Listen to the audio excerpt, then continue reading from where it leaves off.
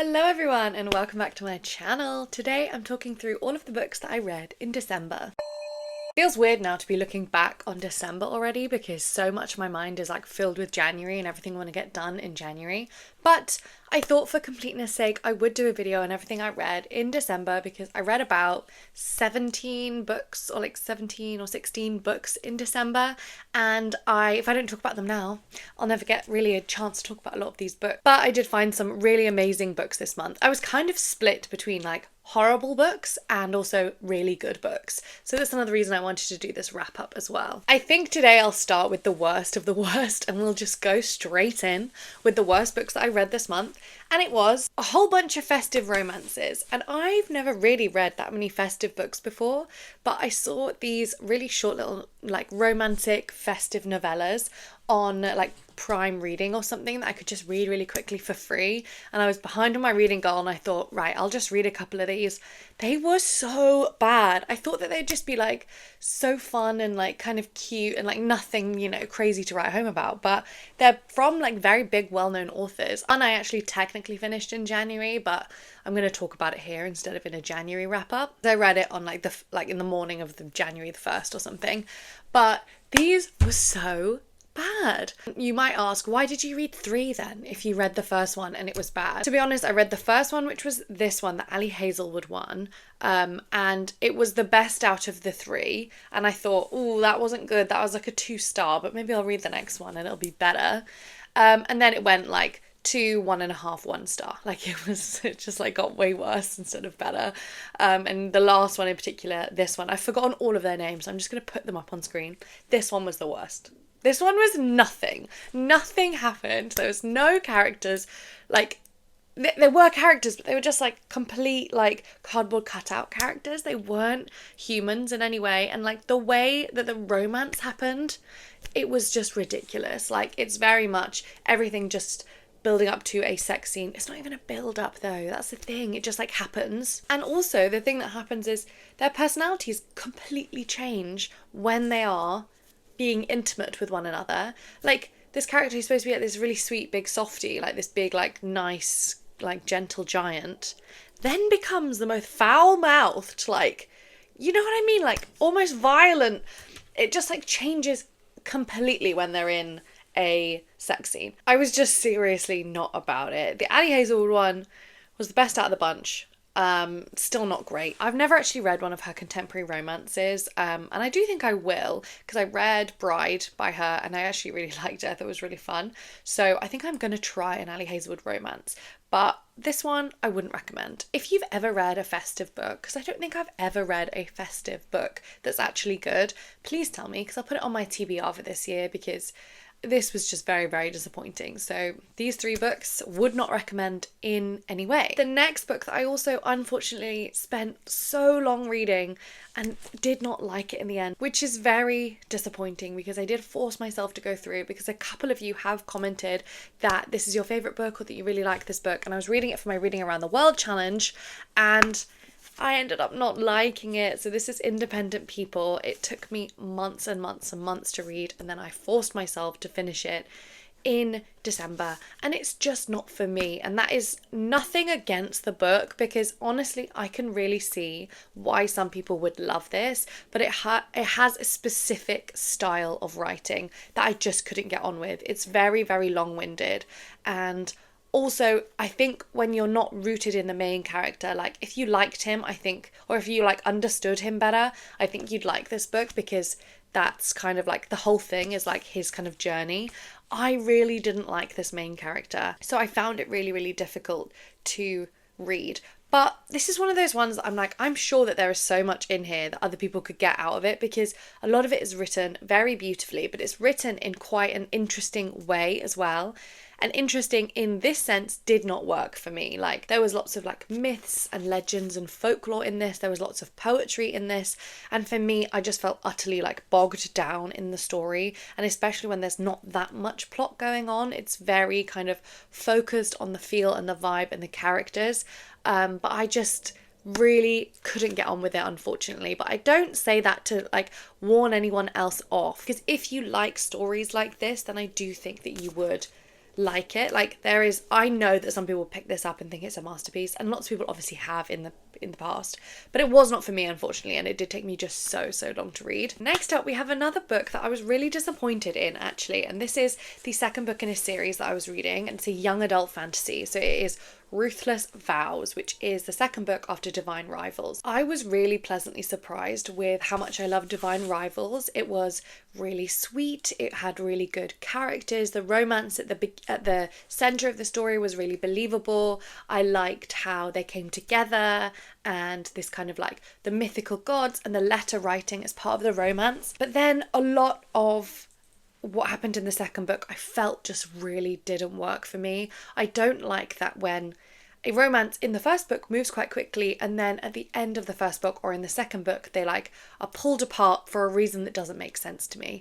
And a lot of the decisions and the plotting of the second book didn't make any sense, and I think it would have been better just to have it as a one book thing, and kind of like wrap everything up, because a lot of the world building wasn't deep enough for me to feel engaged in any of the plot outside of the romance. And then when you took away the romance, as in because they're separate for a lot of this book, then you're kind of left with a bit of an empty novel. So I didn't really enjoy this second book. I gave it like a 2 or a 2.5 stars in the end. Next up, we have a couple of books that I don't rate. I don't really rate memoirs. That feels like a very strange thing to do as a book reviewer, because how can you kind of rate someone's life experiences? But I actually read 2 memoirs this month, and the first one that I read, Will I Ever Have Sex Again by Sophie Hagen, and this was sent to me and it was actually such a fun book. I'm really glad I read it. So this is Sophie Hagen's memoir / exploration into sex and relationships and gender through the lens of their own life, in the fact that they have not had sex for many years. I really liked this book. I really liked Sophie Hagen's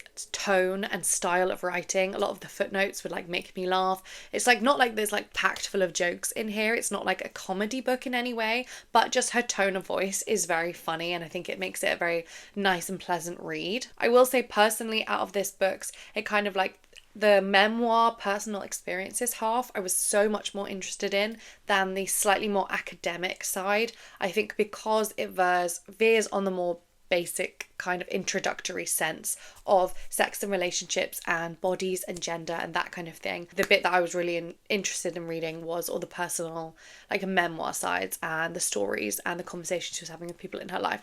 That I thought was much more interesting, and I really enjoyed it as well. So I can definitely highly recommend this one, but I'm not rating this book. And the next one is another memoir that I'm not rating, and it is actually Knife by Salman Rushdie. And I've never actually read anything by this author, but obviously they are incredibly infamous for their writings and everything going on in their life as well, including the fact that an attempt was made on their life at an event to talk about the safety of writers, and a man came up onto the stage and tried to stab them to death, and they very nearly succeeded. This memoir is a kind of look back on the year following that attack and his recovery from the attack, and also how the attack has changed his relationship to his own writing and his own politics and his own thoughts on religion and love and all of these different things. This one was such a mix. The tone was quite changeable for me, which I found actually really interesting because it felt like a very raw book. It hasn't been that long since this horrible event has happened that they are writing this, and you can almost see these ups and downs within the book about how, like the tone of it, of the how they're discussing things in their life, which I found really interesting, but it wasn't as easy a read because of that. But really highly interesting, and if you're interested in this author, then definitely pick this one up. So I actually only have 2 books that I would put in the bucket of like a 3-star read this month, and all of the rest I want to talk about are like books that I really enjoyed. So the only 2 that were kind of in the middling way for me were The Spell Shop and then a short story by Frederick Backman called The Answer Is No. So I'll talk about The Spell Shop first. There was absolutely nothing wrong with this one. It was just what feels like now kind of a formulaic, cozy fantasy story, and nothing particularly stood out to me in a strong way, but also nothing particularly annoyed me about this one either. It was just very much a middle of the road, a fun story. I picked it up expecting that, and that's exactly what I got, but it's not enough to like push it up into like the 4 stars of like, oh, I really love this one. This book is all about a librarian, and all she wants to do is be with her books and with her little sentient sentient plant that assists her and not talk to anybody else. But then when a revolution happens in the city that she lives and they are burning all of the buildings down, she has to flee with as many spell books as she can carry, and she goes back to her childhood hometown. And here she kind of has to fit into a small community life again where everyone wants to know your business, especially her very handsome neighbour who wants to come over and help her all of the time, not realising that she doesn't want to actually talk to anyone. Like I said, this one was fun. This was fine. It wasn't anything exciting. I wasn't surprised by anything. I didn't really love the romance. It was just fine. I think probably I would have liked it more if the romance had been stronger, because the world building actually in this wasn't that bad.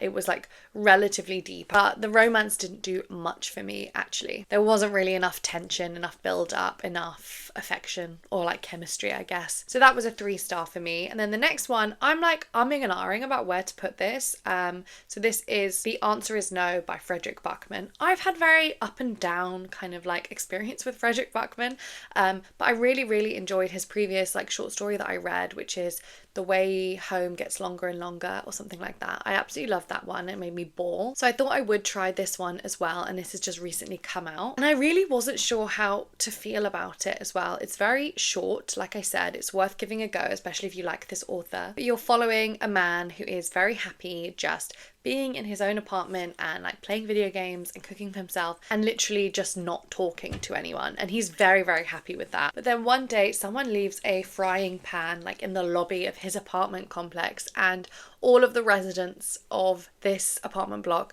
are just completely unraveling and trying to solve this mystery about this random frying pan. And it's basically about him talking to different people in the apartment complex and becoming more and more unhappy as he kind of becomes untangled in their life. I just really don't know how to feel about this one, because there were aspects of it that I really liked, and there were also aspects that I didn't like and I feel like should have been explored more. And not saying it should have been a longer book, I liked the length of it actually. I just feel like we should have got a bit more from the main character, and then also kind of more about his emotions that he was feeling like as this was kind of progressing. He kind of came across to me as a like very robotic character. So then if you're having a short story that's based on kind of happiness and like, I don't know, like didn't really come across very powerfully to me, but it was like a maybe 3.5 star. I'm not sure. I'm like leaving it around there for now. So next up, we're talking about books that I've given 4 stars or more. And the next one I want to talk about, I'm so pleasantly surprised with this book,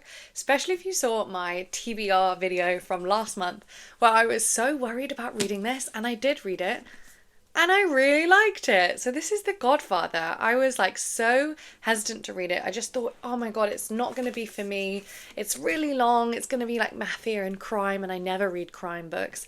And honestly, I really loved it. It's not going to be like a new favourite of mine in any way, but I just really was pleasantly surprised by how much I enjoyed this, because it's actually quite a psychological book. It's not kind of gory and gruesome and focused on crime in any way. It is about family and about kind of manipulation and playing people and, you know, family ties and what that does to us and honour and things like that. It's not like this kind of gruesome bloody battle between crime gangster families. Well, it obviously has that involved in it, but so much of that is like separate from what the like real kind of soul of this book is. So I won't bother really telling you what this book is about, because I also think it's fun if you don't know anything about it to go in as blind as possible. I think it'll be fun for you if you're interested in this story. But it's basically about one family and the head of that family, who's the Godfather, or it's kind of not really about the Godfather. It's about the Godfather's family and his kind of sons, basically. What I loved about this is the Godfather himself. I loved him as a character. I absolutely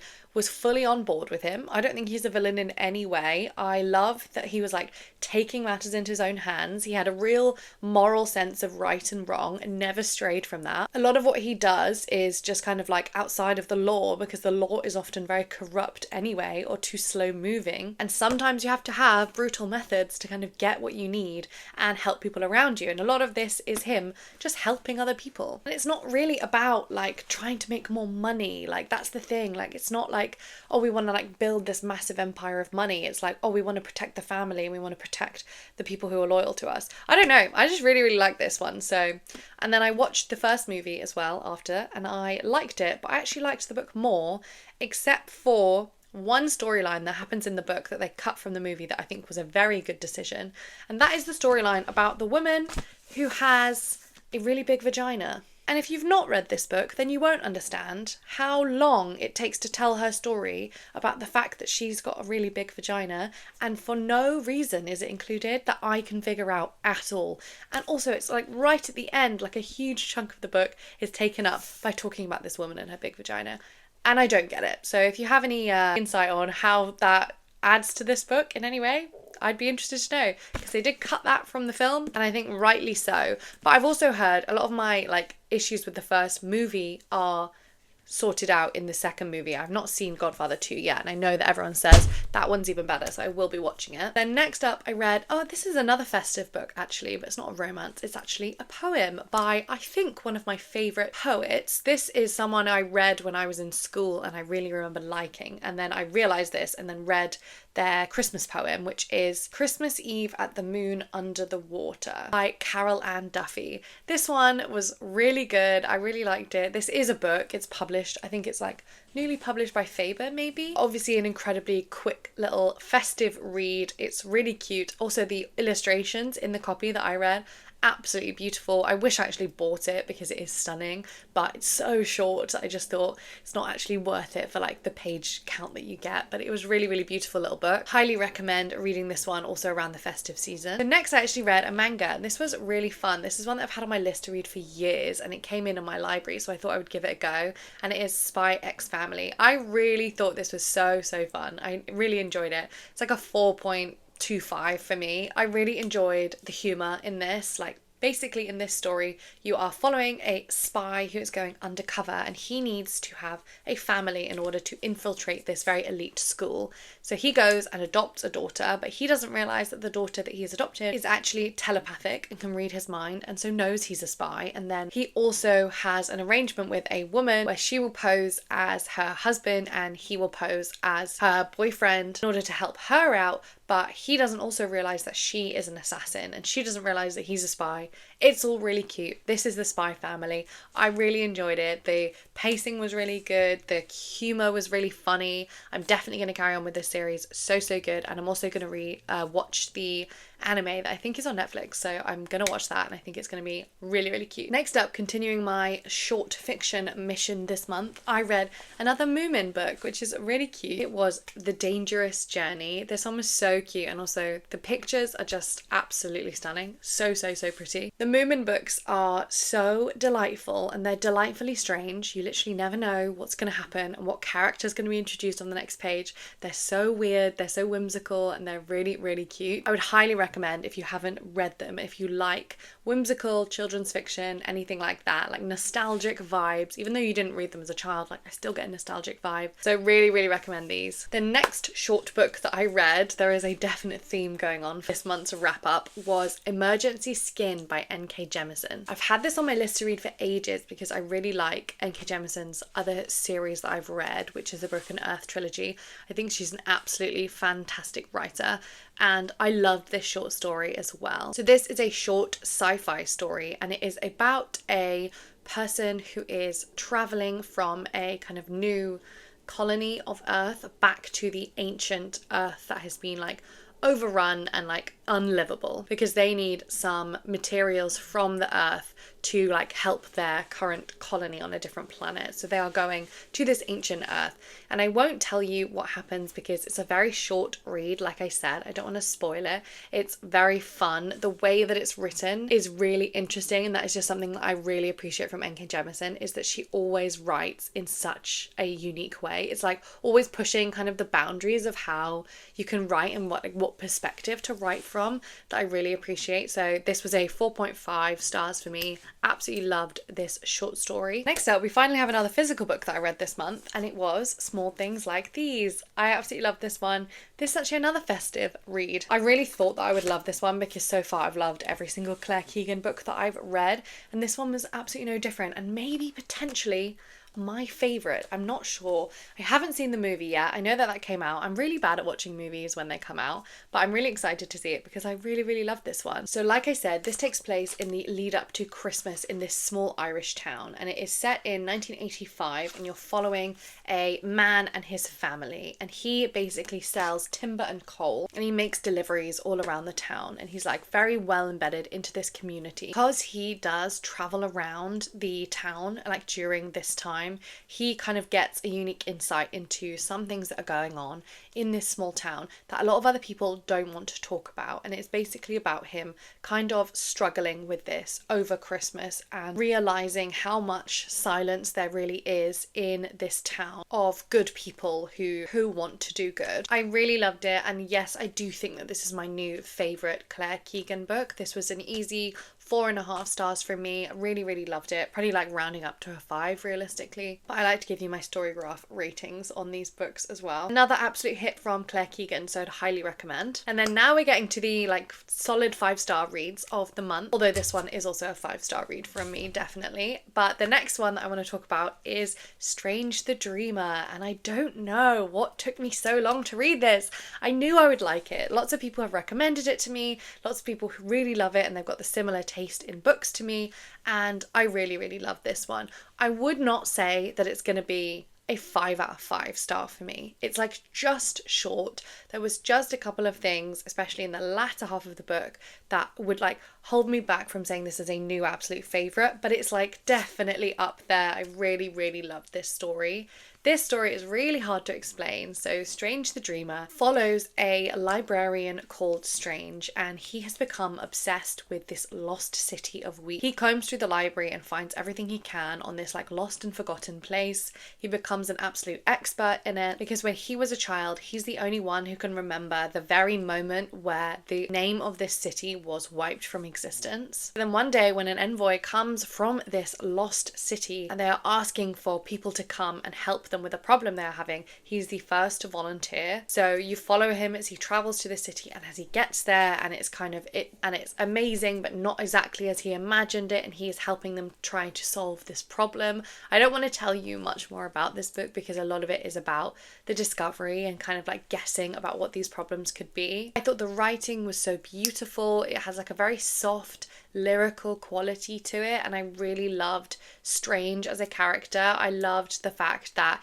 his power came from his dreams and his imagination and how much he cared about things rather than any kind of like physical strength or like real like intellect in a way. Like his power was kind of like how much he cared and his dreams, which I just loved. There is a romance in this as well that I really liked. I liked how that developed, and in general I just loved the world and how deep this world felt. It felt like it had so much real history and religion and politics going on. Like it was so deep, and I felt like every single time I was reading this book I was fully invested and loved the story so much. So would highly recommend this book. So good, and I can't wait to read the second book as well in this series. I think it's a duology. And next up, my 5-star book of the month, the last book I'm going to talk about today, and it was The Way of Kings. I have started my reread of the Stormlight Archive, and it's been so much fun. I made this decision to reread them, you know, very much on a whim after I'd already planned my TBR for December, but I ended up finishing this in about 10 or 12 days. I absolutely love this series so much, and it's been so interesting to reread it. This is now the 3rd time or the 4th time I've reread this first book. I seem to reread them like every 3 years or so, and actually what's interesting is this is still undoubtedly a 5-star for me. This is still undoubtedly a favourite, but I did notice on this reread some flaws and issues that I didn't ever noticed before because I get so wrapped up in like the world of it, and I just love kind of like the plotting. But it's not actually a perfect book. It's a great book, and it is like one of my favorites and always will be, but kind of when I look at it slightly more objectively, it's interesting to see that I can see flaws in this. It doesn't take away from my enjoyment in any way, but it was just very interesting to see. So I've already moved on to the second books in this series, which is Words of Radiance, because I'm actually doing a video currently that I'm filming where I am reading all of my favourite books and seeing if they're still my favourite. So that vlog will be coming up pretty soon in the next couple of weeks, and Words of Radiance is one of the books that is in that, because that is the book out of the whole of the Stormlight Archive that is my personal favourite. So we'll see if it still remains a favourite in that vlog. But that is all of the books I'm going to talk about today. That is roughly like 16 or 17 books. I can't remember how many I've actually talked about. And there was one that I can't mention that was a beta read that I cannot talk about. But overall, I had an absolutely amazing month in December. And I think it's focusing on kind of books that I thought I was going to love, and also focusing a little bit on kind of short stories that I've been putting off as well. And I had some great short stories in this month. But please tell me in the comments, do you read festive books? Do you have any good recommendations for festive books? But also festive romances specifically, because